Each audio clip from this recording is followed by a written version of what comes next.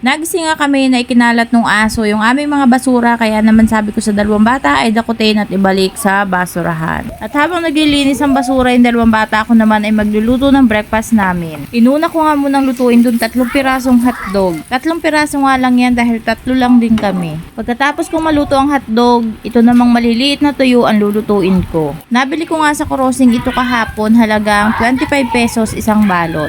Ang next naman na itong itlog, 3 piraso lang din dahil 3 nga lang kami dito at hindi pa nga yan naubos. At amaze na amaze akong gamitin itong aking lutuan na ito at talaga namang perfect ang size ng ating itlog. Kung gusto mo ng ulam na madali at pinakasimpleng lutuin ay naku guys, itlog ang lutuin ninyo at madaling madali laang.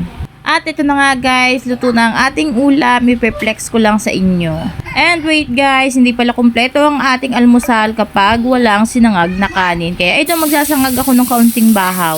At sinangag na kanin ang masarap na kapares ng ating nilutong ulam. Tapos magtitimpla rin ako dyan ng maitim na kape. Ay siya, ano pang hihintayin natin? Tayo'y kumain na!